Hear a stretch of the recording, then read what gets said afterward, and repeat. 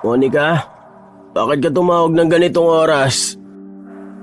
Josh, may kailangan akong sabihin sa'yo. Seryoso ka ba dyan? Wala ba kayong orasan sa bahay nyo? Ano ba, Monica? 2:00 na ng madaling araw eh. Josh, buntis ako. Ano? Paano nangyari to? Tinatanong mo kung paano nangyari? Gusto mo idetalye ko kung paano ka naghubad ng damit at kung paano ka pumatong? Ganun ba?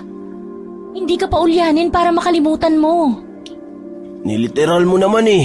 Ang ibig kong sabihin, bakit hinayaan mo mangyari yan? Di ba may iniinom ka naman na gamot? Sana hindi ka nagbintis para hindi nabuo yan. Hindi pa ako handang maging ama. Hindi ko pa kayang bumuhay ng pamilya. Nag-aaral pa lang tayo. Bakit ko makapagsalita ka parang kasalanan ko? Ako lang ba may gusto ng mga nangyayari sa atin?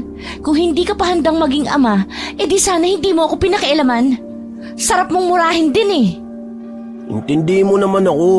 Ang dami ko pang problema sa pamilya ko eh. Buhay ko nga di ko magawang maayos eh. Dadagdag pa kayo. Paano ko bubuhayin yung batang yan? Mabuti pa, ipalaglag mo na lang yan habang maaga pa. Hindi ko kayang ipalaglag to. Anak natin to, Josh. May buhay siya sa sinapupunan ko. Eh bakit? Ilang buwan na ba yan? Sa palagay ko, 2 buwan. Dahil 2 buwan na akong hindi dinadatnan. Oh, 2 buwan pa lang naman pala eh. Dugo pa lang yan. Tiraulo ka ba, ha? Anong dugo? Anak natin to. Anak mo. Bakit ba kasi di mo muna ako pakinggan? Hindi pa nga ako handang maging ama. Ang hirap na nga ng sitwasyon natin eh. Paano pa kaya kapag may anak na? Hindi nga alam ng mga magulang ko na may girlfriend ako eh. Pag nalaman nila yan, baka patigilin nila ako sa pag-aaral. Yun na nga lang ang ambag nila sa buhay ko eh. Duwag ka. Wala ka palang kwenta. Kung yan ay kagagaan ng damdamin mo, sige, murahin mo ako kung gusto mo. Pero hindi nun mababago ang katotohanang hindi ko kayang panagutan ng batang yan. Pwes kung hindi mo kaya, ako kaya ko. Hindi, Josh. Hindi ko ipapalaglag ang bata. Hindi ko kayang patayin ang sariling anak natin. Kaya ko tong panindigan, kahit ako na lang mag-isa. Mahal ko ang buhay na nasa sinapupunan ko. Kung ganun, wala na akong magagawa. Hindi ko kayang panindigan to, Monica. Mas mabuti pang maghiwalay na lang tayo. Napakagatlabi si Monica. Pilit pinipigilan ng hikbi, pero hindi na niya napigilan pa ang pagtulo ng mga luha. Josh, huwag naman, pakiusap. Pasensya ka na. Ito na ang desisyon ko. Paalam. Ibinaba ni Josh ang tawag. Maski ilang beses pang tawagan ni Monica ang lalaki ay hindi na ito sumasagot. Hanggang sa pinatay na ng lalaki ang kanyang cellphone. Sa puntong yon ay naiyak na si Monica. Nakaramdam siya ng pagkalito at pag-aalinlangan. Alam niya sa sarili niya na isang malaking pagsubok ang kailangan niyang harapin ng mag-isa dahil tinalikuran na siya ng taong akala niyang magiging kakampi niya. Hindi niya alam kung paano ito ipaalam sa kanyang pamilya, lalo pa at nagmula siya sa istrikto at konserbatibong pamilya. Lubos na pagsisisi ang nadama ng babae dahil ipinaglaban niya noon si Josh sa kanyang pamilya. Ngunit ganito pa ang sinapit niya. Mula pa man kasi noon ay ayaw na ng kanyang pamilya kay Josh dahil hindi maganda ang family background nito. Sa huli, pinanindigan ni Monica ang kanyang desisyon na itago sa pamilya niya ang kanyang pagbubuntis dahil alam niya na hindi ito matatanggap ng kanyang pamilya. Ngunit ika nga, walang sikretong hindi nabubunyag. Pag-uwi ni Monica sa bahay nila ay nadatnan niya ang kanyang ina na nasa kanyang kwarto. Matagal na palang nakakaramdam ang ginang at palagi na nitong sinusubaybayan ang anak. Napansin ng dalaga na makalat ang kanyang kwarto at nakabukas ang kanyang mga drawer. Nakaramdam na siya ng matinding kaba dahil alam niyang doon niya itinago ang kanyang pregnancy test na may positive na resulta. Parang nalulun nito ang sariling dila nang makitang titig na titig sa kanya ang ina. Hawak na nga nito ang pregnancy test. Galit ang anyo nito at parang liyong mangangain ng buhay. Ngunit sa kabila ng nakakatakot nitong mga titig ay baka sa mga mata nito ang pagkabigla at lungkot. Ano to, Monica? Buntis ka? Dahan-dahan siyang lumapit sa kanyang ina at nanginginig na inabot ang pregnancy test kit. Mama, ano po kasi? Biglang tumayo ang ina ni Monica at sa isang iglap, sinampal siya ng malakas. Walang hiya ka! Bakit mo nagawa sa amin to? Pinagkatiwalaan ka namin! I'm sorry po, Mama. Nakakahiya ka! Nag-aaral ka pa lang ah! Sabi ko na nga ba malakas ang kutob ko na may itinatago kang kalokohan. Anong mukha ang ihaharap ko ngayon sa pamilya natin? Sa mga tao? Hindi ko po sinasadya. Anong hindi mo sinasadya? Naglandi ka tapos hindi mo sinadya? It's your choice, Monica, na humiga sa kama at gawin ang isang bagay na hindi nyo pa dapat ginagawa. I'm sorry po talaga. Natakot po ako Hindi ko po alam kung paano sasabihin sa inyo. Napakalaking kahihiyan ang dinala mo sa pamilya natin. Akala ko mabait kang anak, pero ano to? Isang malaking pagkakamali. Anong mangyayari sa'yo ngayon? Paninindigan ka ba ng nakabuntis sa'yo? Sino nakabuntis sa'yo? Tinalikuran na po ako ni Josh. Nakipaghiwalay na po siya sa akin nung malaman niya na buntis ako. Hindi po niya kayang panindigan ng anak namin. Sinasabi ko na nga ba? Ay, tinalikuran ka na? Iniwan ka? Monica naman, ba't ang tanga-tanga mo? Bakit ka pumatro sa ganong klase ng lalaki? O ngayon, paano ka? Sira na ang buhay mo at ang pangalan ng pamilya natin masisira na rin dahil sa katangahan mo. Ay, kung di lang kasalanan ng mambugbog, kanina ka pa talaga nakatikim sa akin Ang sabi po kasi niya mahal niya ako. At mahal na mahal ko rin po siya. Nagtiwala ako sa kanya pero iniwan niya ako. Hindi maayos ang pamilyang pinanggalingan nun. Alam mo bang nung maliit yun ay ipinamigay siya sa probinsya? Ano pa ba ang aasahan mo doon? It runs in the blood, ika nga. Kung ano ang puno, siya ang bunga. Kaya yan. Kayang-kaya din niyang talikuran ng anak niya tulad ng tatay niya. Bakit kasi ang tigas ng ulo mo Hindi ko po alam na magagawa niya yun sa akin. Ano balak mo ngayon? Balak mo bandalhin ang kahihiyang yan habang buhay? Ano pong ibig niyong sabihin? Pwede naman nating solusyonan ang problemang yan. Anong klaseng solusyon, Ma? Abortion. Ano pa ba sa akala mo? Hindi. Hindi po ako papayag na ipalaglag ang anak ko. Ipaglalaban ko po siya kahit mag-isa na lang ako. Bahala ka sa buhay mo, Monica. Wala ka ng lugar dito sa bahay na to. Kung yan ang desisyon mo, umalis ka na ngayon din. Huwag mo na kaming idamay sa mga kapalpakan mo. Mama, wag naman po. Huwag niyo po akong itaboy. Kailangan ko po kayo. Umalis ka na. Huwag mo nang antayin pang dumating pa ang papa mo at baka mamaya mapatay ka nun. Wala ka ng lugar dito. Ramdam na ramdam ni Monica ang masasakit na salitang binitiwan ng kanyang ina. Bagamat ayaw niyang ideyang palalayasin siya nito ay wala naman siyang magawa. Tila gumuho ang mundo niya ng oras na yon. Wala na si Josh at mawawala na rin sa kanya ang kanyang pamilya. Lalo na ang kanyang ina. Ang taong inasahan niyang tatanggap at magmamahal sa kanya sa kabila ng kanyang mga kamalian, pero itinaboy siya. Dahan-dahang lumapit si Monica sa pintuan. Dala ang ilang piraso ng gamit na nailagay na rin ng ina sa kanyang bag bago pa siya dumating. Wala ka nang babalikan dito. Hindi kita pinalaking ganyan. Sa oras na ito, tapos na ang pagiging anak mo sa akin. Itinulak siya ng kanyang ina palabas ng pintuan saka malakas na isinara ang pinto. Nanatili si Monica sa labas ng kanilang bahay, nanginginig sa malamig na hangin ng gabi. Wala na siyang mapuntahan, wala na rin siyang kakampi. Napansin niya ang kanilang mga kapitbahay na nakasilip sa kanilang mga bintana at tinitingnan siya mula ulo hanggang paa. Bagamat di niya batid kung ano ang pinag-uusapan at pinagbubulungan ng mga ito, ay alam niyang isa na siya sa mga ginagawang halimbawa ng mga ina at lola sa anak nilang babae na hindi dapat tularan. Hindi niya kaya ang tingin ng mga mapanghusgang mga mata. Dahan-dahan siyang naglakad palayo sa lugar nilang yon. Mabilis na kumalat ang issue sa baryo nila.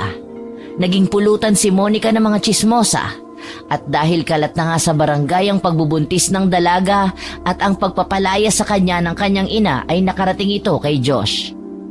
Doon palang nakonsensya ang lalaki at nagdesisyon itong hanapin si Monica.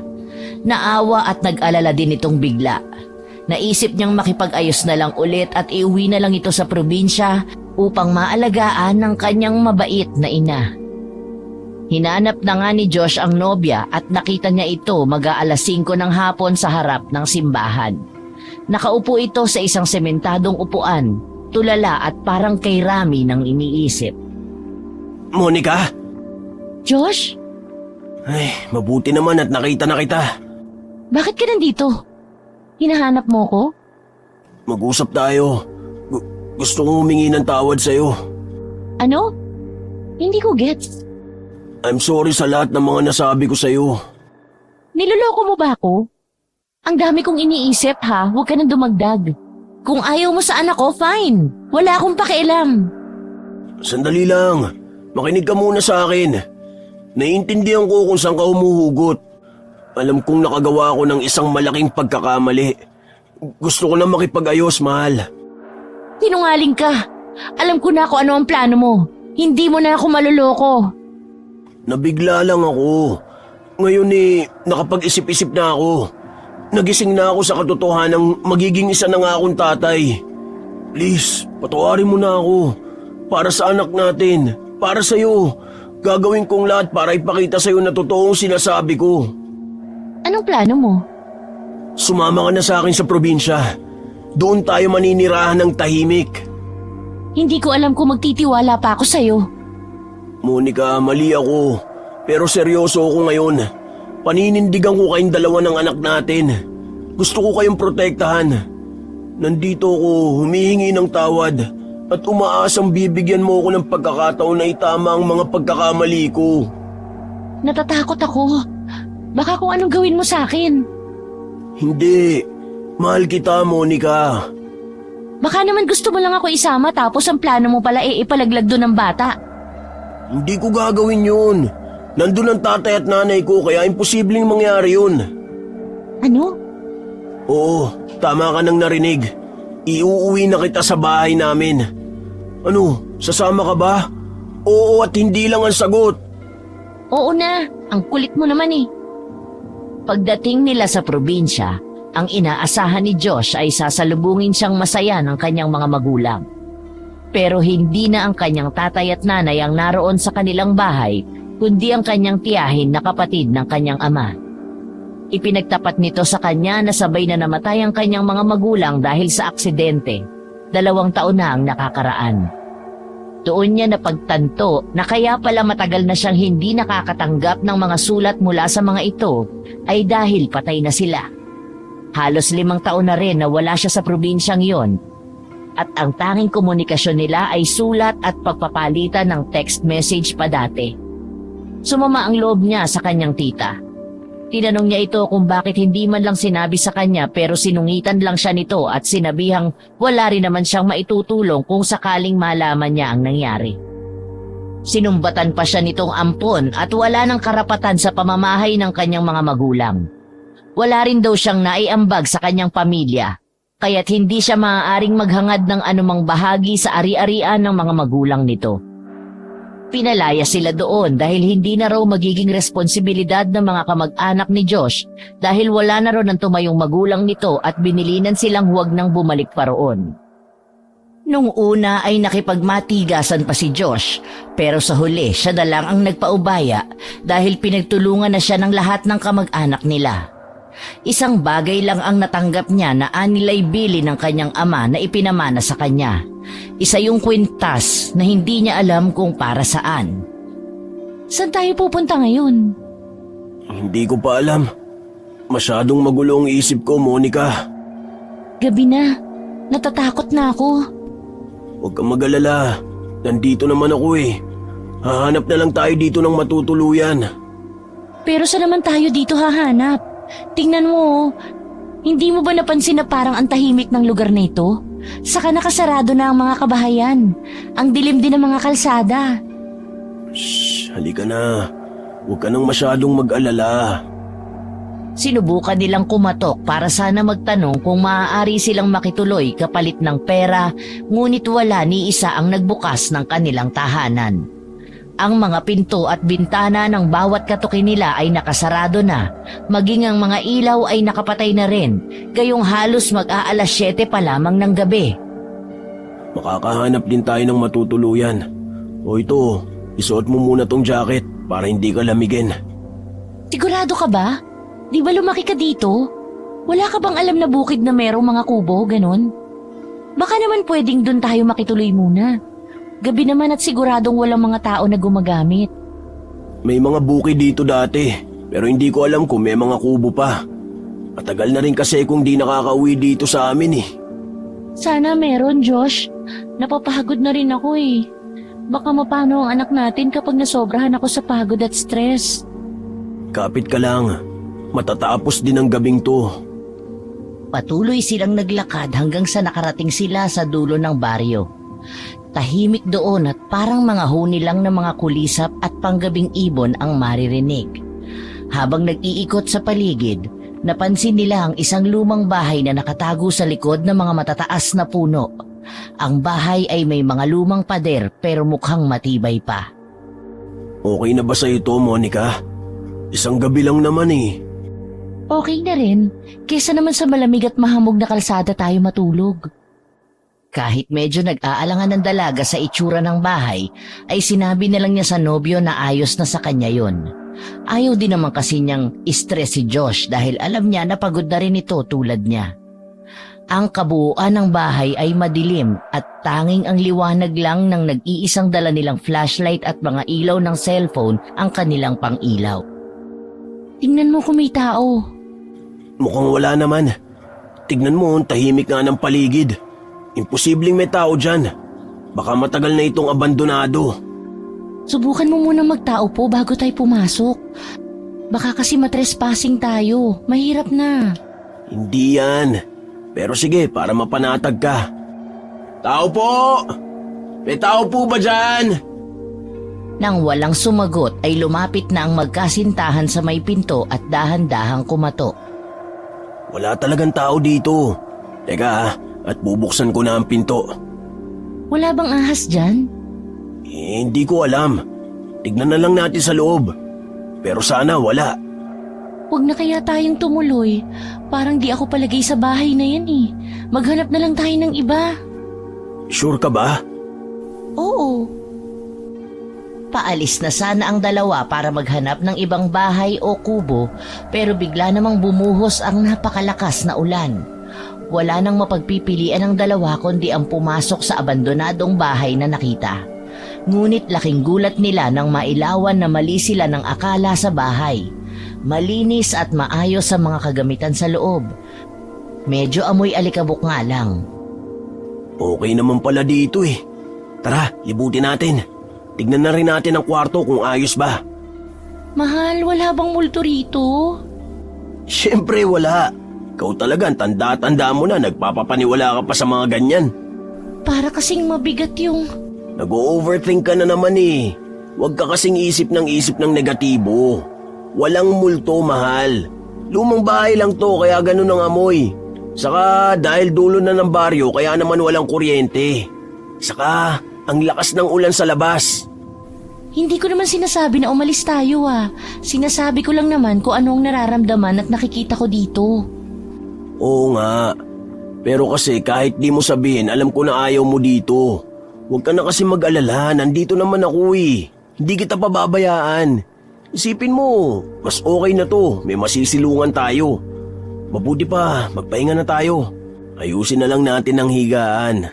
Pagpagan ng konti at... At? Hoy, anong iniisip mo?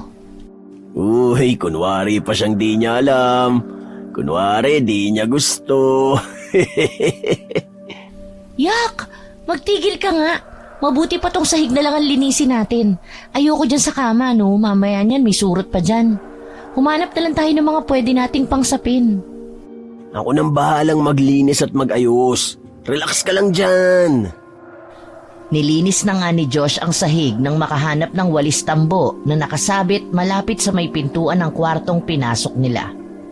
Matapos gawin yon ay naghanap naman sila sa mga tukador na naroon at nakakita sila ng mga nakatuping mga damit at kumot na may iba't ibang laki at kapal.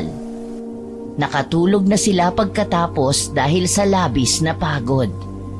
Kinabukasan, naalimpungatan si Josh nang makarinig ng mga kaluskos mula sa labas. Palapit ito ng palapit. Biglang naalarma ang binata. Kaya naman sa takot, agad siyang kumuha ng maaaring maihampas sa kung sino mang papasok. Matinding kaba ang naramdaman ng binata sa pagkakataong yon. Lalapit pa sana siya sa may pinto upang silipin kung kanino galing ang mga yabag nang biglang bumukas ito. Mabilis niyang inambaan ng hawak na kahoy ang taong dumating. Natigil lamang siya nang biglang marinig na nagsalita ang isang matanda. Itigil mo yan! Ano ba? Bakit mo ako hahampasin? Naku, pasensya na po. Akala ko lang ho kasi masamang tao kayo. Sorry talaga. Eh sino ka ba? At anong ginagawa mo rito sa bahay ko? Kayo po ang may-ari ng bahay na to? Bakit ka nandito? Pagnanakaw ka ba? Naku, hindi po. Naghanap lang po kami ng masisilungan kagabi. Pinalayas po kasi kami ng mga kamag-anak namin. Huwag po kayo mag-alala. Aalis na rin po kami. Pinalayas? Bakit? Samantala, dahil sa komosyon at malakas na boses ng matanda ay nagising na si Monica. Nahanap nito si Josh na nasa tabi ng pinto at nakikipag-usap sa isang matandang babae. Mahal, bakit? May problema ba? Siya yung may-ari nitong bahay. Magandang araw po. Pasensya na po kayo kung ginamit po namin ang bahay ninyo. Umulan po kasi ng malakas kagabi kaya dito na ho kami sumilong. Galing pa po kami ng Maynila eh. Pinalayas po ako ng pamilya ko dahil nalaman nilang nagdadalang tao ako. Si Josh naman po ay itinakwil ng mga kamag-anak niya dahil patay na po ang mga umampon sa kanya. Ako po si Monica. Ganon ba? Hindi ko alam na may ganyan kayong pinagdadaanan. Nakakalungkot naman na kung sino pa ang kapamilya sila ang magpapabaya, ano? Kaya nga po eh. Pasensya na po kayo talaga kung pumasok kami ng walang paalam dito sa bahay ninyo. Wala na yun. Ayos na. Huwag na kayong mag-isip ng kung ano-ano pa. Ano po palang pangalan nyo? Ako si Tess. Sa hindi maipaliwanag na dahilan ay napansin ni Josh ang biglang tila pagkislap ng mga mata ni Aling Tess. Kung gaano ito kasungit at katapang nang si Josh pa lang ang kausap, ay gano'n naman ito biglang bumait nang nalaman niyang buntis ito. Subalit ang obserbasyong yun ay hinayaan na lang niya. Ang bahay na ito ay tinutulugan ko lang kapag may trabaho ako dito sa bukid ng gabi. Kaya lang hindi ko na masyadong nalilinis. Kung gusto ninyo, pwede kayong mamalagi dito pansamantala o kung kailan nyo gusto. Ha? Talaga po? Ay naku, maraming salamat po. Hulog kayo ng langit sa amin, Aling Tess. Ang bait-bait po ninyo. Ang mga batang ire, abay binobola nyo pa ako. Hindi po namin kayo binobola. O siya, eto, kumain muna kayo. Alam kong gutom na kayo, lalo na't hindi kayo nakapaggabihan, sigurado ako. Hindi pa nga po talaga. Kasi nakatulog na rin kami ng maaga kagabi kaya hindi na po namin naisip kumain. Hala, baka naman mapano ang anak mo niyan, Monica. Hindi ka dapat nagpapalipas ng gutom, alam mo ba yon? Oo nga po eh. Kaso dahil sa sobrang pagod, hindi na po namin napaglabanan ng antok. Ano po pala ang dala niyong pagkain? Okay lang po ba talaga nakakainin namin ng pagkain niyo? Abay oo naman, walang problema. Wow, mukhang masarap po yan ah. Salamat po dito, Aling Tess. Walang anuman. Tara, sabayan ko na kayo at magkwentuhan na rin tayo habang kumakain. Nagpatuloy ang kanilang kwentuhan. Ang bahay na tila abandonado ay nagkaroon ng sigla at napupuno ng tawanan dahil sa magagandang pakikitungo ng bawat isa sa tatlo. Nagbahagi si Aling Tess ng mga kaganapan sa kanilang baryo, mga tao at iba pa. Samantalang si Josh naman ay ikinuwento naman niya ang kanyang pag-aaral kasabay ang kanyang pagtatrabaho. Hangang-hanga sa kanila ang matandang kausap. Aling Tess, di ba sabi po ninyo pwede po kaming tumuloy dito? Bale, magkano po palang singil nyo sa amin sa renta? Pero sa ngayon po pagpasensyahan na lang po ninyo kung magkano lang po ang kaya ko ibigay ha. Maghahanap na lang po muna ako ng trabaho. Babayaran ko rin po kayo. Ay, wag na iho. Hindi ko kailangan ng pera. Pero kung gusto mo talaga ng pagkakakitaan, may alam akong trabaho na bagay sa'yo. Pwede kitang ilapit sa kakilala ko sa bayan. Talaga po? Anong klaseng trabaho po yun? Mamaya na natin pag-usapan yan. Ang mahalaga ngayon, magpahinga muna kayo. Isa pa, gusto ko ring ipaalala na huwag kayong lalabas ng gabi. Delikado para sa inyo, lalo na kay Monica dahil sa kanyang kalagayan. Bakit po? Ano pong meron sa gabi? Basta, iwasan nyo lang. Mas makakabuti na manatili kayo sa loob kapag madilim na. Magtiwala kayo sa akin. Dahil sa ipinakitang pag-aalala at kabutihan ng matanda, lubos na nagtiwala ang magkasintahang sina Josh at Monica. Wala silang kamalay-malay na ang matandang babae na pinagkatiwalaan nila ay may itinatagong madilim na lihim. Sa kabila ng kanyang mabait na pakikitungo, may mga bagay siyang hindi ipinapakita sa kanila. Makalipas ang 5 buwan, lumaki na ang tiyan ni Monica. Sa bawat paglipas ng araw ay nakita nilang mas naging mapagmalasakit si Aling Tess sa kanilang dalawa. Halos araw-araw tuwing maliwanag ay nasa bahay na yun na ang matanda. Sobrang pag-aalaga ang ipinakita nito para sa magkasintahan, lalo na kay Monica at sa kanyang dinadala. Palagi itong may bitbit na mga prutas at gulay. Ipinagluluto niya sila. Natutuwa si Monica kay Aling Tess at minsan ay nasabi niya na para siyang nakatagpo ng isang panibagong ina sa katauhan ng matanda. Tuwang-tuwa naman si Aling Tess sa narinig. Sa loob ng ilang buwan nilang pamamalagi sa kubo, unti-unti na silang nakakilala at nagkaroon ng koneksyon sa ibang tao, lalo na si Josh na madalas ay nasa bayan at nagtatrabaho bilang isang construction worker. Marami na siyang naging kakilala at naging kaibigan sa bayan. Samantala si Monica naman ay tanging si Aling Tess lang ang halos naging mundo niya. Bihira lamang payagan ni Aling Tess si Monica na lumabas at kapag lumalabas man siya, palaging kasama si Josh. Palaging paalala ni Aling Tess na maaaring mapahamak si Monica sa labas. Kalaunan ay parang napagtanto nila na tama si Aling Tess dahil sa tuwing lumalabas sila ay iniiwasan sila ng tao o kung di naman kapag naglalakad-lakad sila ay masasama ang mga tinging ipinupukol ng mga ito sa kanila. Wala silang kaibigan sa lugar na yon. Ngunit sa kabila ng kabaitan ng matanda sa kanila ay nakaramdam ng di tama si Josh. Napansin niyang nagiging overprotective na ito lalo na kay Monica. May mga pagkakataong napapansin niyang parang may itinatago ang matanda, ngunit hindi niya ito maipaliwanag. Habang patuloy na lumalaki ang tiyan ni Monica, tila mas napapraning ang lalaki. Marami siyang tanong na hindi niya kayang masagot. Hanggang isang araw, habang abala sa pamamalengke ang lalaki, may nakasalubong itong pagala-gala na lalaking madumi at nanlilimos. Bigla siyang hinarang nito. Nakatitig ito sa kanya at kapansin-pansin ang biglang pagsimangot. Nagulat siya nang biglang magsalita ito at marinig mula sa baliw ang isang babala. Mag-ingat ka. Sinasabi ko sa'yo, may mga taong nakapaligid sa'yo na hindi totoo at mapagpanggap. Anong ibig mo sabihin? Ngunit matapos sabihin ng katagang yun, ay hindi na siya sinagot ng baliw. Tumakbo ito at hindi na niya ulit nakausap. Anong ibig sabihin ng mga sinabi niya?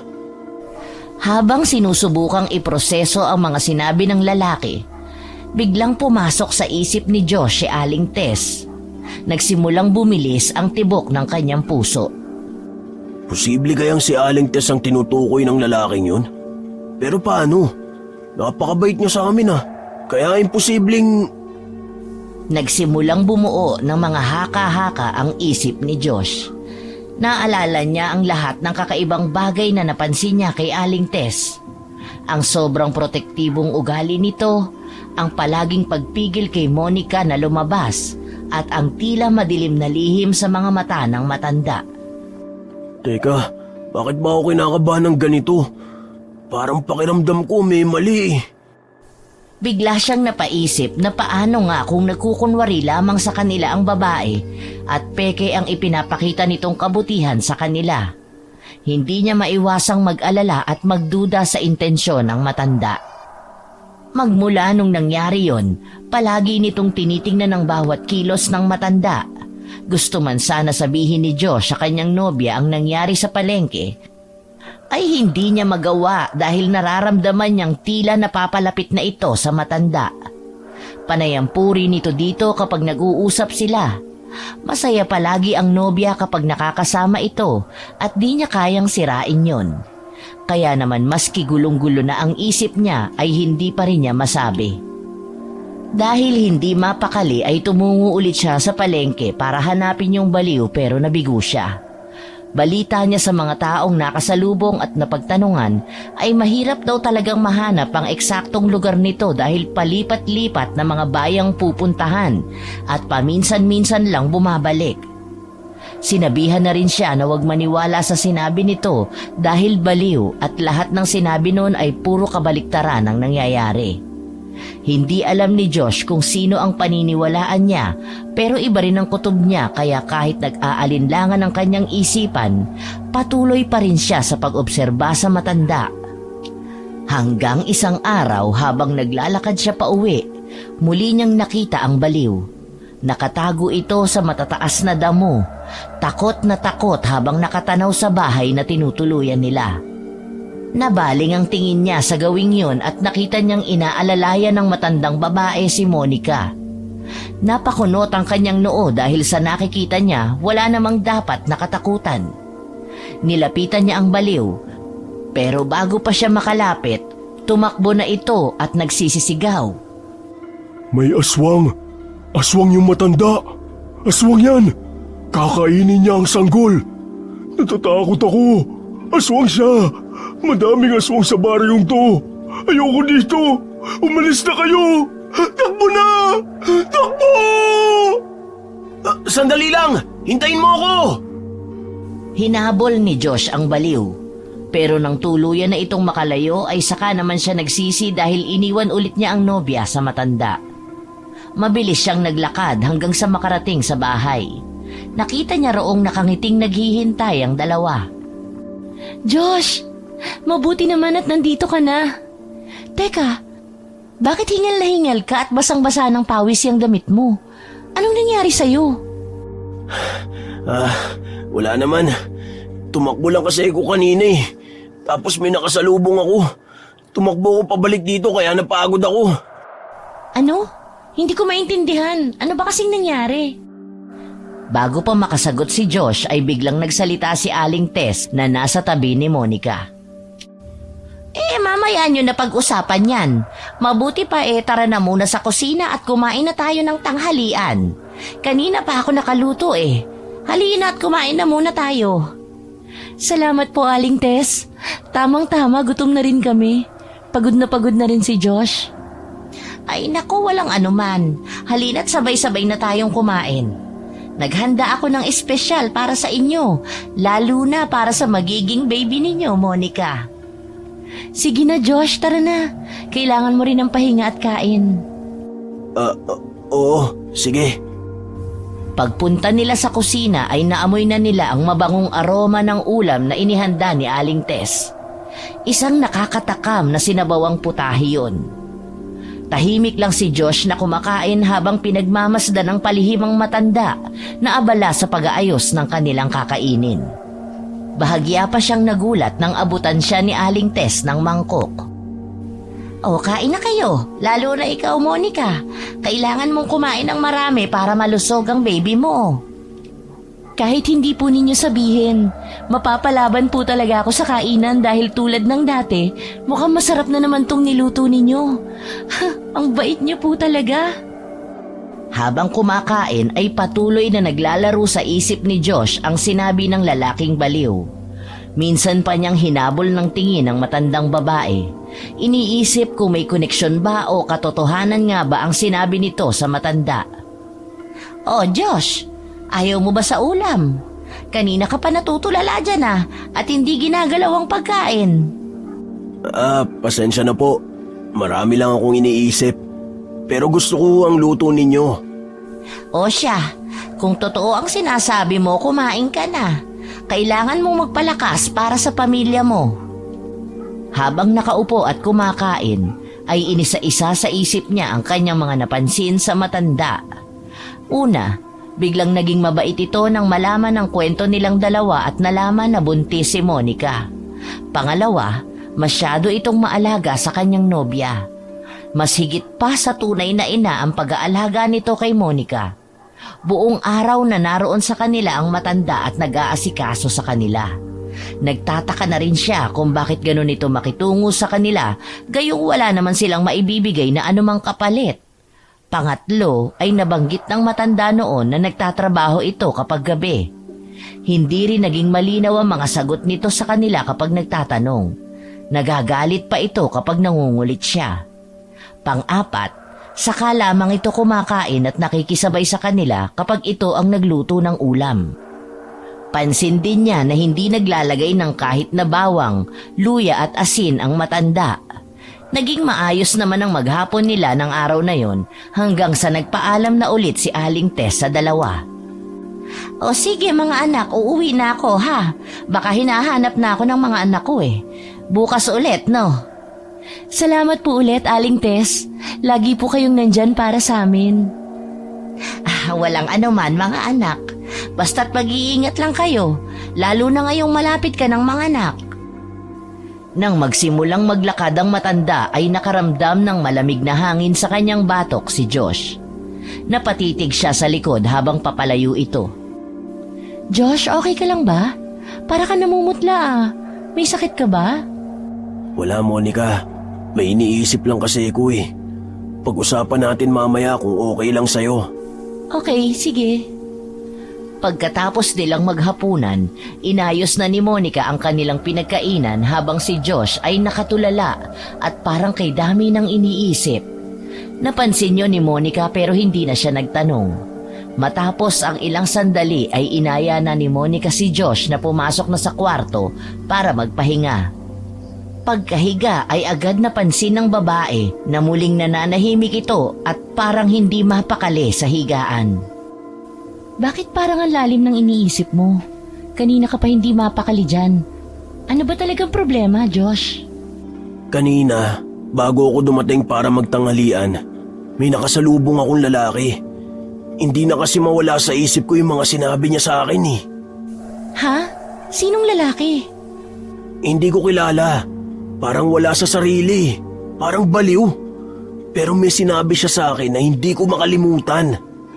Ano bang sinabi niya? Sinabi niya na hindi lahat ng taong nakapaligid sa atin ay totoo. Marami daw nagpapanggap sa baryong to. Maraming aswang. At isa sa kinatatakutan niya ay si Aling Tess. Natatakot ako para sa iyo, Monica. Paano kung totoong aswang si Aling Tess? Anong gagawin natin? Baliw nga tapos pinaniniwalaan mo. Ano ba naman yung narinig mo? Mabuti pa wag mo nalang pansinin. Hindi. Para kasing may katotohanan yung sinasabi niya. Nakita ko yung totoong takot sa mga mata ng lalaki. Sinabi pa niya na kakainin ni Aling Tess ang anak natin. Kakainin daw ng aswang. Seryoso ka ba? Ano ka ba naman, Josh? Baliw yun. Bakit ka nagpapa-apekto dun? Oo nga, pero napapaisip ako, Monica. Si Aling Tess, parang may kakaiba sa kanya eh. Hala, si Aling Tess? Ang bait-bait kaya ng matanda. Niluluto niya lahat ng gusto ko, inaalagaan niya tayo.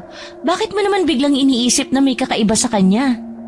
Hindi ko naman sinasabi na aswang nga talaga siya at masama si Aling Tess. Ang gusto ko lang sabihin, mag-ingat tayo sa kanya.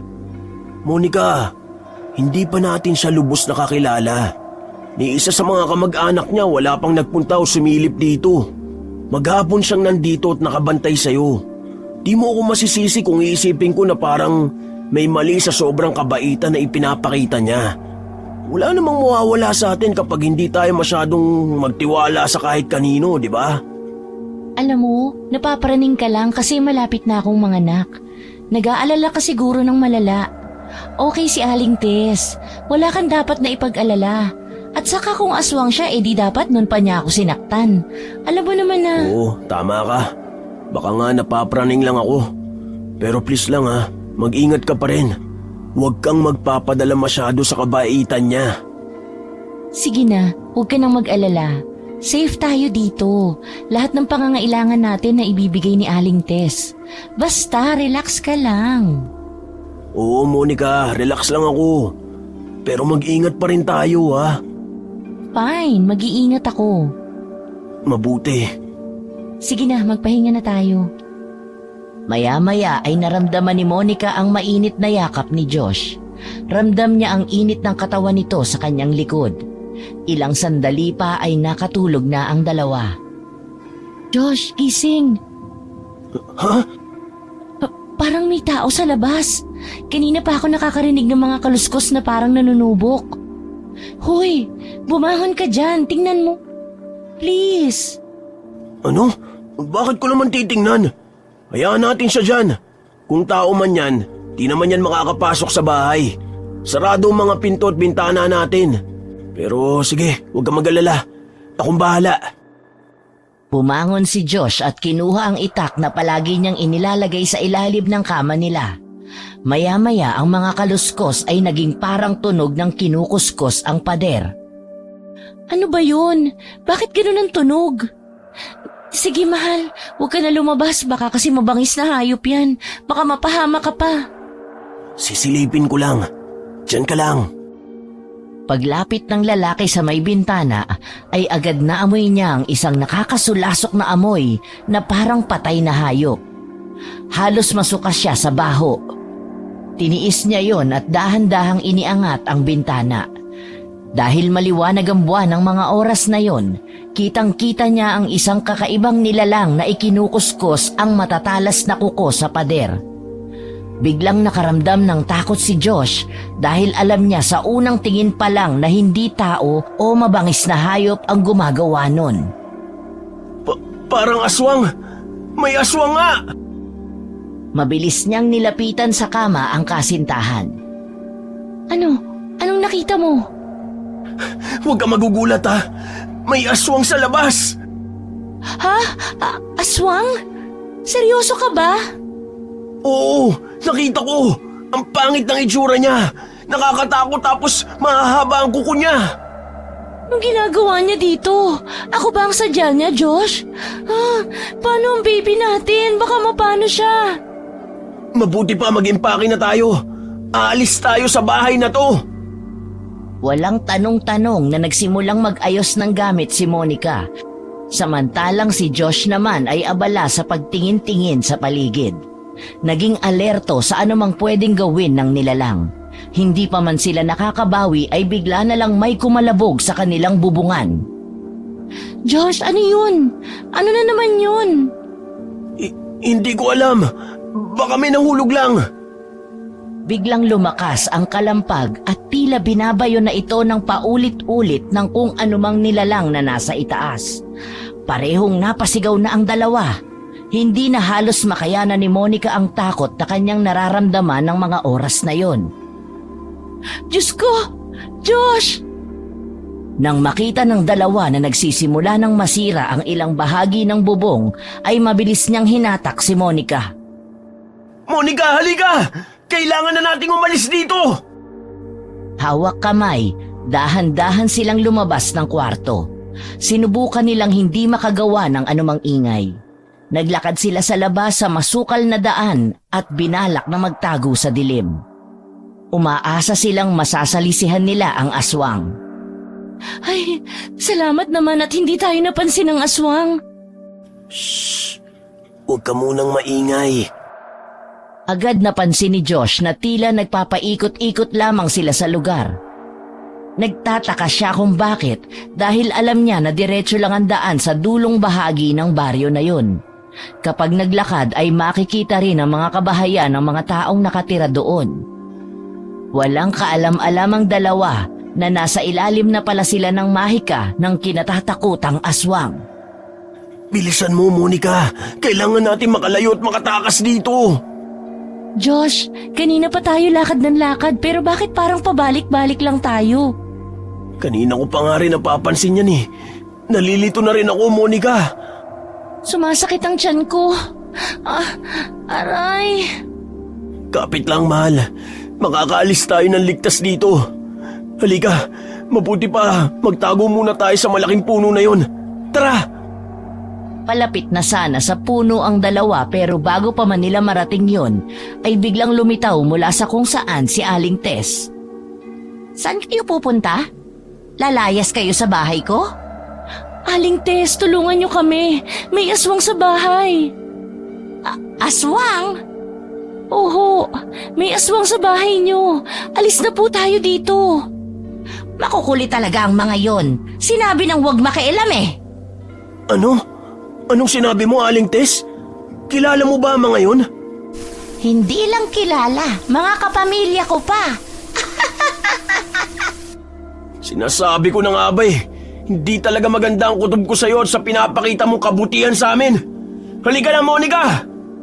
Walang makakaalis. Hindi kayo makakaalis dito ng buhay, mga iho at iha.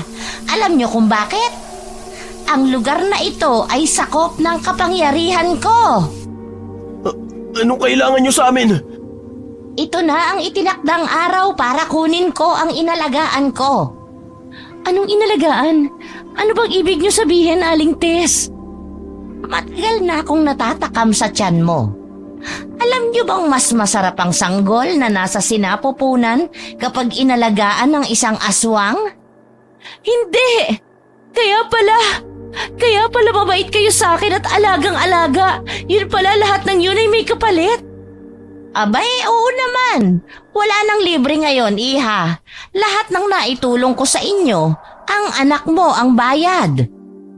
Hindi ako papayag. Sige, subukan mo! Akala mo ba hindi kita papatulan? Nagpapatawa ka ba, binata? Wala kang laban sa akin. Isa ka lang simpleng lalaki na walang alam at mahina. Hindi mo ako kaya ibigay niyo na sa akin ng kusa ang kailangan ko. Akin na ang pagkain ko. Walang hiya kang matanda ka. Dadaan ka muna sa ibabaw ng bangkay ko bago mo masaktan ang mag-ina ko. Mga walang utang na loob, ibigay niyo na sa akin ang sanggol. Hindi ba, Josh? Ayaw mo pa sa responsibilidad? Akin na para wala ka ng problema. Wala ka nang iisiping responsibilidad. Sa pagkakataong yon, ang mahigpit na pagkakahawak ni Josh sa kanyang nobya ay biglang lumuwag. Tulala ito habang panay naman ang pagyugyug sa kanya ni Monica.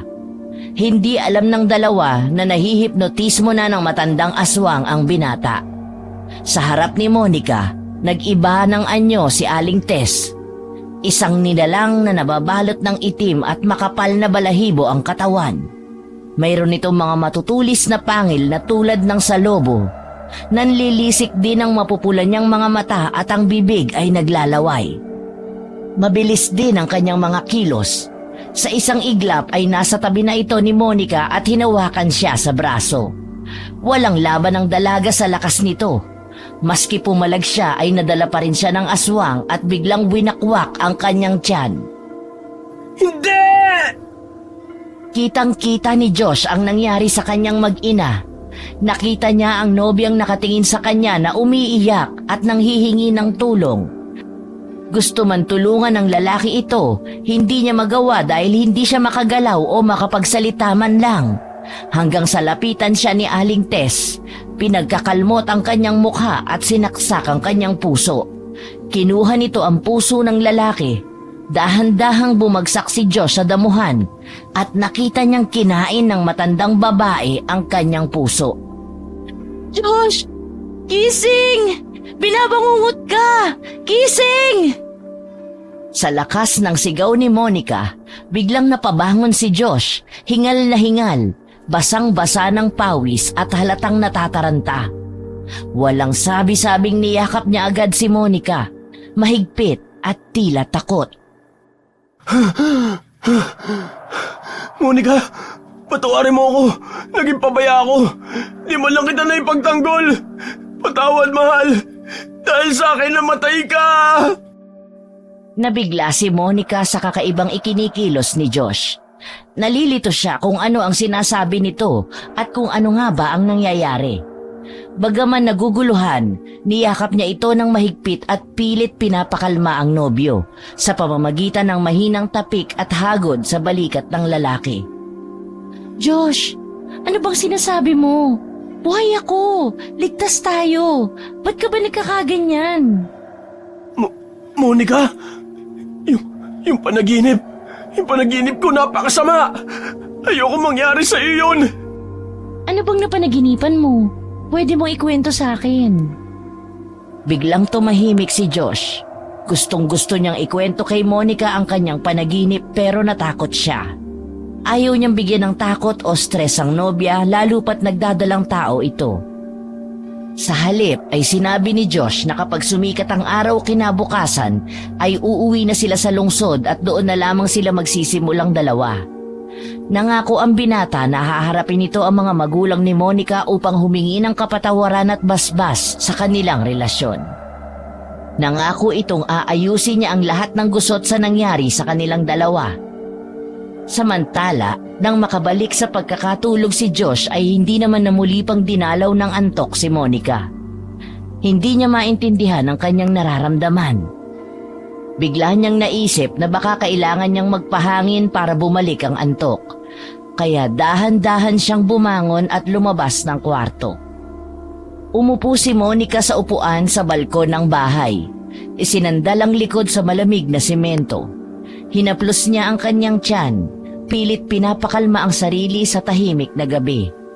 Ngunit wala siyang kaalam-alam na may isang nilalang na nag-aabang sa kanya sa itaas, nakadukwang at nakatitig sa kanyang tiyan habang naglalaway, tila sabik na sabik sa pagkaing nakahain sa kanyang harapan. Walang ano-ano ay may narinig ang dalaga na mga bulong di kalayuan sa kanilang tinutuluyan. Dahan-dahan siyang lumapit at tiningnan kung ano yon. Nang makalapit siya ay nakita niya si Aling Tess na may kasamang isang lalaki na hamak na mas bata. Nagbubulungan ang mga ito. Biglang napasiksik ang dalaga sa dingding at itinago ang sarili sa dalawa. Agad niyang napansin na tila nagbabago ang kulay ng mga mata ng matanda, gayon din ang mata ng lalaki. Namumula ito at tila umiilaw sa kadiliman ng gabi. Minsan pa niyang sinilip ang kinaroroonan ng mga ito pero nang muli siyang sumilip ay bigla silang nawala sa kanyang paningin. Asan na ang mga yun? Bigla naman silang nawala. Anong nangyari? Dahil sa nakita ay nagpasya na si Monica na pumasok na lang sa bahay. Kinabahan na kasi ito sa kanyang nakita. Ngunit bago pa niya mabuksan ang pinto ay may malamig na kamay na biglang humawak sa kanyang braso. Aling Tess? Ako nga. Anong ginagawa mo rito sa labas? Hindi ba't sinabihan kitang huwag lumabas kapag gabi? Hindi pinansin ni Monica ang presensya ni Aling Tess. Sa halip ay nagpumiglas siya at desperadong maabot muli ang doorknob. Ngunit sa hindi inaasahan ay biglang hinatak ni Aling Tess ang buhok niya at mariin itong hinatak palayo sa pinto. Hindi niya magawang makalaban at makapalag. Bitawan mo ako! Ano bang kailangan mo? Pilit niyang tinatanggal ang kamay ng matanda ngunit sadyang malakas ito. Nang bitawan ni Aling Tess ang buhok niya ay nakatanggap naman siya ng sunod-sunod na sampal. Ang bawat sampal ay papalakas ng papalakas. Nang gigigil na ito sa kanya. Wala siyang magawa kundi tanggapin ang pananakit ng matanda. Ang tigas ng ulo mo! Hindi ba't sinabi ko sa iyong bawal ang lumabas lalo na sa gabi? Anong gusto mo? Iba ang makinabang sa pinagpaguran ko? Napalunok si Monica habang dahan-dahang umatras. Nanginginig ang katawan. Hindi na niya kayang itago ang takot sa harap ng matanda. Ano sinasabi mo, Aling Tess? Bakit mo to ginagawa? Hindi ba naiintindihan? Inalagaan kita, Monica, pati na ang sanggol sa iyong tiyan. Alam mo ba kung bakit? Bakit? Ano bang ibig mo sabihin? Anong kapalit? Ha? Ano? Ang kailangan ko ay ang nasa loob mo, Monica. Ang nasa sinapupunan mo, siya ang kailangan ko. Bukas pa sana ang tamang oras para sa masarap na hapunan pero sinira mo, Monica. Pero ayos lang, pwede naman ngayon ako kumain at wala kang magagawa para pigilan ako. Agad na napansin ni Monica ang paglalaway ng matanda habang nakatingin sa kanyang tiyan. At habang papalapit ito, doon siya nakahanap ng pagkakataon para umatras. At nang masandalan na niya ang pinto ay hinawakan niya ang kanyang tiyan upang protektahan. Nilakasan niya ang kanyang loob at naghintay ng tamang tiyempo. At nang dumating yun ay bigla niyang sinipa sa binti ang matanda at nawala nito ng balanse. Natumba sa lupa si Aling Tess. Dali-dali niyang inabot ang doorknob at binuksan yon saka mabilis na isinara. Hinabol siya ng malalakas at malalamig na tawa ng matanda. Akala mo makakatakas ka? Halos bumaliktad ang sikmura niya sa takot. Maya-maya ay tumigil sa pagtawa ang matanda. Nakarinig siya ng malalakas na yabag mula sa labas. Saglit siyang huminto habang pigil na pigil ang kanyang paghinga. Pinakiramdaman na rin niya ang paligid kung susubukan bang buksan ng matanda ang pinto.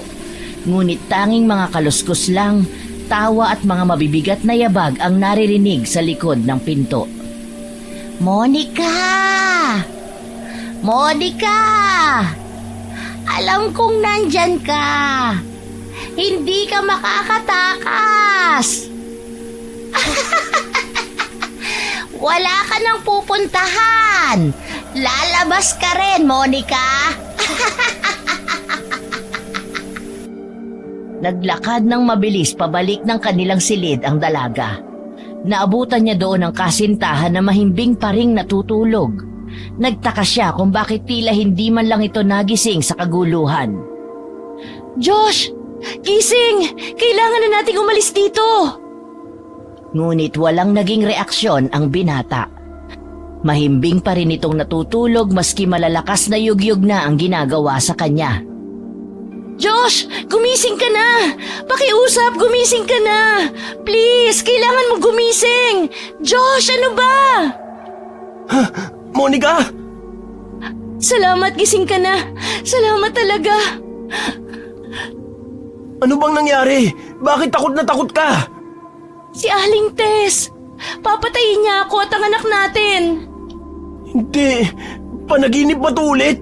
Ano? Hindi ka nananaginip, Josh! Mapanganib ang matandang yun!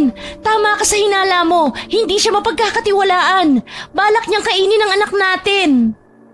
Ano? Aswang siya! Nakita ko! Yung mga mata niya namumula! Umalis na tayo dito! Umalis na tayo! Sandali! Hindi tayo pwedeng lumabas. Masyadong delikado. Saka ayokong mangyari sa atin yung panaginip ko kanina lang. Ayokong mawala ka sa akin, mahal. Anong gagawin natin? Luma na ang bahay na to, pero matibay. Hindi niya basta-basta ito mapapasok. Ang isiping yon ang nakapagbigay ng kaunting kapanatagan sa dalawa. Ngunit nakalimutan nila ang isang detalye. Nakalimutan nila na ang bahay ay pagmamay-ari ni Aling Tess at lahat ng sulok ng bahay na yon ay kabisado ng matanda. Walang kaalam-alam ang dalawa na sa ilalim na ng bahay pumapasok ang matanda at ang dalawang kasama niya. May sikreto itong tunnel at sa isang silid ang sulpot nun. Walang kamalay-malay ang dalawa na kapag binalak nilang lumabas maski sa sala ay nakaabang na sa kanila ang tatlong aswang. Si Aling Tess, ang binatang kausap niya at ang aswang na nasa bubong. Ngunit matalas ang pang-amoy at pandinig ni Josh. Kaagad niyang napansin na may mga tao nasa labas ng sala. Agad niyang binulungan si Monica upang maghanap ng pwede nilang ipanglaban sa kanilang mga gamit, pero wala namang maisip si Monica. Alam kasi niyang halos mga damit lang din ang laman ng kanyang bag. Dahil doon ay inuna niyang kalkalin ang gamit ni Josh. Dahil sa pagmamadali ay nahulog sa sahig ang isang bagay na alam niyang mahalaga sa kasintahan. Ang kwintas na ipinamana ng ama. Mahal, wala tayong gamit. Walang kutsilyo, asin, bawang o maski bato. Pero heto nahulog. Ito lang ang meron tayo. Yung itak sa ilalim ng kama. Sorry, nilabas ko yun kanina at itinago sa kusina. Hindi ko naman kasi alam eh. Anong gagawin natin ngayon? Mamamatay na ba tayo, Josh? Huwag kang magsalita ng ganyan. Gagawin kong lahat para mailigtas kita. Hindi ko hayaang masaktan ka at ang anak natin. Patawarin mo ko. Kasalanan ko ang lahat ng to. Kung pinanindigan na kita noon pa lang at hinarap ko sana ang takot ko sa iyong mga magulang, sana hindi tayo napunta sa ganitong sitwasyon. Kasalanan ko ito. Kasalanan ko. Tama na. Hindi naman kita sinisisi. May tiwala ako sa'yo. Alam ko kakayanin natin ang pagsubok na to. Alam ko na maililigtas mo kami ng anak mo. May mga narinig silang nagtatawanan sa labas ng pinto at pinag-uusapan ng mga ito ang kanilang magiging partihan kung sakaling makuha nila ang sanggol. Mahal, muntik na nating makalimutan na bahay nga pala to ni Aling Tess. Kung hindi tayo makakaalis dito, sigurado kung kayang-kaya niya tayong pasukin dito. Kung ganon, dapat umalis na tayo dito. Pero paano? Sa bintana. Kaya mo pa bang umakyat sa bintana? Hindi ko sigurado pero susubukan ko, mahal. Alang-alang sa anak natin. Kumuha sila ng isang upuan upang mapagtuntungan ni Monica. Dahan-dahan ang ginawa nilang pagkilos. Nag-ingat na hindi makagawa ng anumang klase ng ingay. Nauna nang lumabas si Josh at inabangan na lang ang dalaga para maalalayan niya ito sa kanyang pagbaba. Nanginginig ang kanyang mga kamay habang inaabot niya ang kamay ni Monica. Muli ay napalingon ang dalaga sa pinto nang makarinig ng malalakas na yabag mula sa labas ng silid. Ngayon na, Monica! 1, 2, 3, hakbang! Nang halos nasa kalahati na sila ng pagbaba, biglang bumukas ang pinto ng kanilang kwarto. Dahan-dahan silang lumingon at doon nila nakita ang mga aswang nakatayo sa pinto. Bagamat tao ang kanilang anyo ay natakot pa rin ang dalawa sa matatalim nilang mga titig, habang ang mga ngipin ay unti-unting lumalabas habang sila ay napapangisi. Bilisan mo! Halos mapasigaw ang dalaga. Alam niyang wala ng oras at kailangan na nga niyang magmadali. Kumapit siya sa gilid ng bintana at saka mabilis na ibinaba ang katawan. Tiwala siya sa pagsalo sa kanya ni Josh. Halika na! Kailangan nating makalayo sa kanila! Sige! Takbo! Mga anak, ipaubaya niyo na sa akin ito. Umuwi na muna kayo. Ako na ang bahalang maghabol sa kanila. Delikado kung magsasama-sama tayong 3. Sige na, umuwi na kayo. Isang nakapangingilabot na hiyaw ang kumawala mula sa isang aswang. Yun ang huli nilang narinig na dalawa habang papalayo sa bahay ni Aling Tess. Ngunit pagkaraan ng ilang sandali ay tumigil sa pagtakbo si Monica. Bakit ka tumigil? Nasa likod lang natin sila! Baka maabutan nila tayo! Hindi ko na kaya. Pagod na ako. Mukhang hindi na tayo makakatakas. Kaya natin to! Hindi ko hayaang mahuli tayo ng aswang! Biglang narinig nila ang umaalingaw-ngaw na tawa ni Aling Tess. Tila mas malapit kesa noong una. Mga ingrato kayo! Lahat ginawa ko para sa inyo! Tapos ito ang igaganti ninyo? Ako ang nagpatuloy sa inyo! Ako ang nagpakain nung wala kayong makain! Ganyan ba kayo magbayad ng utang na loob? Anong gagawin natin? Mukhang hindi talaga siya titigil. Halika, magtago tayo! Saan? Malapit na siya! Natatakot na ako! Ginawa ko ang lahat sa inyo! Pero ito ang igaganti ninyo? Tatakasan ninyo ako? Mga walang utang na loob! Walang makakatakas sa akin! Wala! Monica, dito tayo. Sumiksi ka sa loob ng mga damo. Huwag kang gagawa ng ingay, okay? Paano kung makita niya tayo? Hindi tayo makikita basta tahimik lang tayo. Kailangan lang natin magtago ng mabuti. Habang nakayuko ang dalawa sa gitna ng damuhan, ay naririnig nila ang tila papalapit na boses ng matanda. Hanggang sa napatigil ito sa kanilang tapat. Parang dinadama kung nasaan sila. Hindi niyo ako maloloko, mga bata. Kahit saan pa kayo magtago, maaamoy ko kayo. Huminga ng malalim si Josh. Sinubukan niyang pakalmahin ang kanyang sarili habang naririnig ang papalapit na mga yabag. Ang bawat tapak at ang tunog na nililikha ng mga naaapakang tuyong dahon at damo ay nakapagbibigay sa kanila ng labis na kilabot. Naririnig ko ang tibok ng puso niyo, mga hunghang. Mabuti pa ay lumabas na kayo. Simple lang naman ang hinihingi ko sa inyo Ang sanggol. Kailangan ko ang sanggol na inaalagaan ko, Monica. Napahawak si Monica sa braso ni Josh. Tensyonado na ito at gabutil na rin ang pawis na tumatagaktak mula sa kanyang noo at ilong. Panay naman ang lingon ni Josh at bahagya pa siyang sumilip para tingnan kung mayroon nga ba silang pwedeng mahinga ng tulong kung sakali.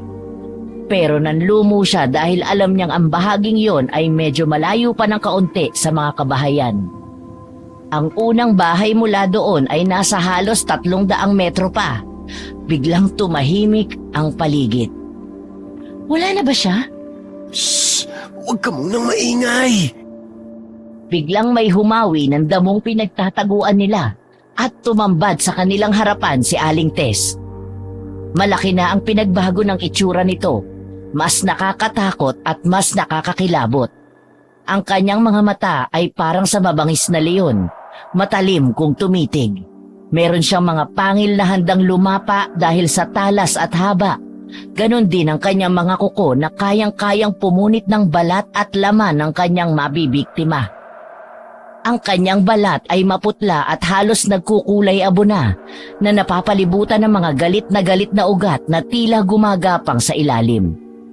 Ang kanyang pagtayo ay hindi na tulad ng dati dahil bahagya siyang nakayuko at tila nakaposisyon sa paraang parang lulundag o aatake.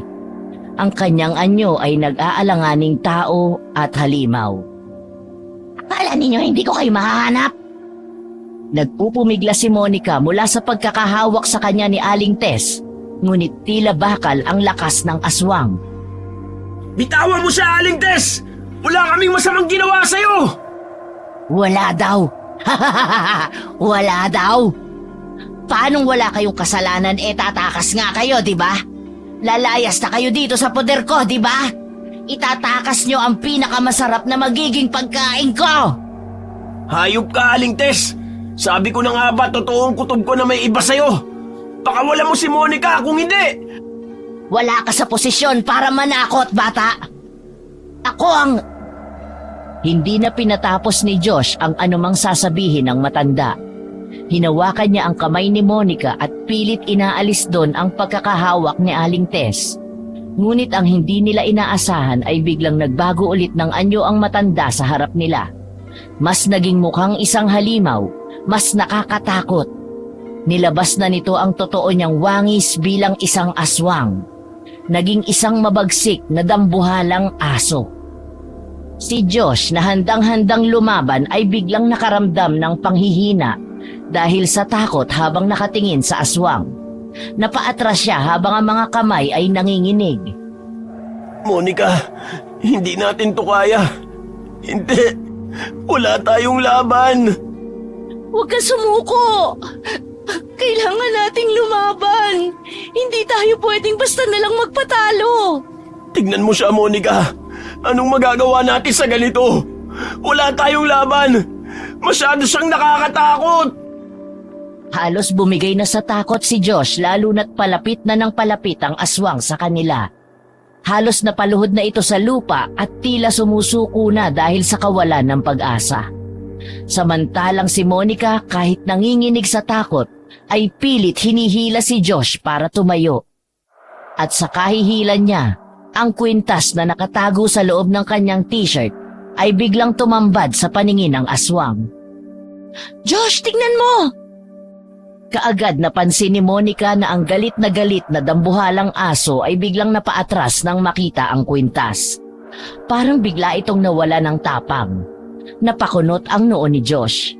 Naguguluhan siya pero nang unti-unting bumabalik sa alaala niya noong bata pa siya, ang alaala ng ama at ng anting-anting na yon ay bigla siyang nabuhayan ng loob.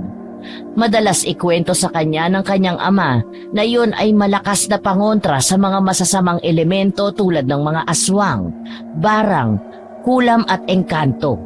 Napagtanto niyang hindi ordinaryo ang pamana sa kanya nito. Ang kwintas ay tila may kapangyarihan laban sa mga tulad ni Aling Tess. Kaagad niyang binulungan ng dasal ang kwintas at humingi ito ng gabay at kaligtasan para sa kanila. Hindi! Hindi maaari! Ang kwintas na yan! Alam mo to? Bakit ka natatakot dito, Aling Tess? Bakit? Bakit nasa iyo ang kwintas na yan? Pagmamay-ari yan ang kinatatakutan naming antingero. Akala namin tapos na ang lahat nung mamatay siya sa aksidente. Isang antingero ang tatay ko? Atay? Tatay mo ang antingero na hindi namin kayang labanan noon. Akala namin tapos na ang katatakutan nang namatay siya. Pero ngayon, bakit nasa iyo yan? Kung takot ka dito, mabuti pa itigilan mo na kami. Hayaan mo na kami, Aling Tess. Mga bata lang kami. Josh, ibig sabihin, ang kwintas na yan ay hindi basta kwintas lang.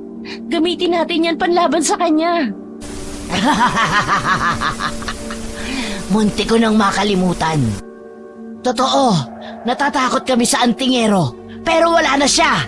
At ikaw, bata ka lang. Hindi mo kayang gamitin ang kapangyarihan niya. Tama ka, isa ka lang bata at wala kang alam. Totoo ba yun? Hindi mo ba alam kung paano gamitin ang kwintas? Hindi. Katapusan nyo na. Wala na kayong kawala, mga bata. Muling nagpalit ng anyo si Aling Tess at sinugod nito si Josh. Ngunit sa di malamang dahilan ay tila nagkaroon ng lakas ng loob at tapang ang binata na makipagsabayan sa lakas ng aswang. Nasasangga niya ang bawat pag-atake at nakapagbibigay siya ng mga suntok na nakapagpapaatras at nakapagpapahina dito. Ngunit sa isang muling pagsugod ay tinamaan ng matalas na kuko sa braso si Josh. Napasigaw si Monica dahil sa matinding pag-aalala. Naging malikot ang kanyang mga mata. Naghanap siya ng bagay na pwede niyang magamit upang matulungan ang nobyo. Nakakita siya ng isang kaputol na sanga. Matulis ang dulo nito dahil sa pagkakahiwalay nito sa mismong puno. Nang lingunin niya ang dalawang magkalaban, ay nakita niyang nakapaimbabaw na ang aswang kay Josh at nakaamba na itong mga gat. Ibinuhos niya ang lahat ng natitira niyang puwersa. Pinagpapalo niya ang aswang. Ngunit matigas ang katawan nito. Akala'y di tinatablan sa ginagawa niya. Mahal, subukan mo idikit sa kanya ang kwintas. Gawin mo na! Oo, mahal. Etong sayo! Nang dumikit ang kwintas sa balat ni Aling Tess, bigla siyang napaatras. Tila ba na kuryente o nasakta ng isang bagay na hindi niya inaasahan. Napalitan ng pagkagulat at takot ang dating nakakatakot niyang ekspresyon. Huminga ng malalim si Josh, kahit sugatan, ay nakita niya kung paano nag-react si Aling Tess sa kwintas na hawak niya. Hindi ito pwedeng mangyari! Mukhang hindi naman pala ganun kahirap gamitin ang kwintas na to, Aling Tess. Dahil mukhang gumagana ito maski bata lang ako at walang alam sa pagiging antingero. Wag kang lalapit. Hindi pwedeng sa ganito magtapos to. Mga traidor kayo. Wala kayong utang na loob. At anong kailangan namin bayarang utang na loob? Yung pag-aalaga mo sa girlfriend ko tapos ano? Inaalagaan mo kasi gusto mong sayo lang ang sanggol, di ba? Para masolo mong kainin. Ikaw ang traidor. Di mabuti ang gusto mo sa amin. Ikaw ang hayop! Mamamatay tao ka! Nagpatuloy pa rin ang laban. Mas naging agresibo si Aling Tess at sa bawat pagsugod ay pilit nitong iniiwasan na madikit sa kanya ang kwintas. Dahil desperado na si Josh na mailagay o maidikit ito kay Aling Tess, ay hinubad niya ang suot na anting-anting. At iyon ang pinakamalaking pagkakamali na nagawa niya. Sa muling pagsugod kasi ng aswang ay napuruhang muli ang kanyang braso. Malalim ang sugat dahil sa muling pagkakabaon ng kuko ng aswang. Nabitawan niya ang kwintas. Agad na itinumba siya ng aswang. Napahigang muli ang lalaki at agad siyang pinatungan ng kalaban. Josh, ito! Gamitin mo to! Hinawakan ni Monica ang matulis na kahoy at mabilis itong iniabot kay Josh. Ang kamay niya ay nanginginig. Hindi niya alintana ang takot. Ang mahalaga ay mailigtas si Josh. Sa huling segundo bago makagat ng aswang, isinaksak ni Josh ang matulis na dulo sa tapat ng puso ni Aling Tess. Etong sa'yo! Hindi! Hindi maaari! Unti-unting bumagsak ang katawan ni Aling Tess sa lupa. Bumigat ang kanyang paghinga hanggang sa tuluyan siyang nawala ng buhay. Mahal, tapos na. Nagawa natin. Humihingal si Josh at nanginginig pa rin. Hindi siya makapaniwala sa nakita. Hindi siya makapaniwala na napatay niya ang mabangis na aswang. Mabilis na lumapit sa kanya si Monica at tinulungan siyang makatayo. Mahigpit siyang niyakap ng nobya. Mahal, nagawa mo. Buhay pa tayo. Oo, pero hindi ko magagawa yun kung hindi dahil sa'yo.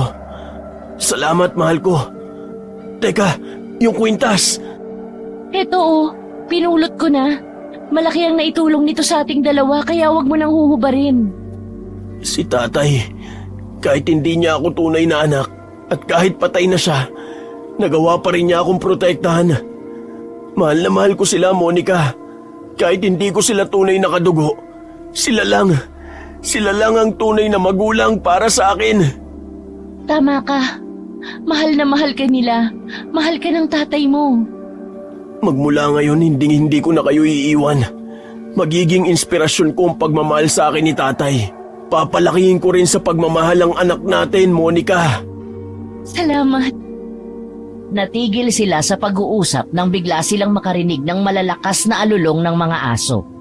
Napatingin sila sa bangkay ni Aling Tess. Mahal, kailangan natin makaalis dito. Baka may dumating pa. Sana wala na, kasi parang hindi ko nakakayanin. Kaya nga, umalis na tayo dito. Uuwi na tayo. Kailangan nating umalis bago pa may makakita sa atin. Hindi tayo pwede magtagal dito. Bigla, narinig nila ang mga kaluskos mula sa malayo. Agad silang napatingin sa direksyon ng tunog.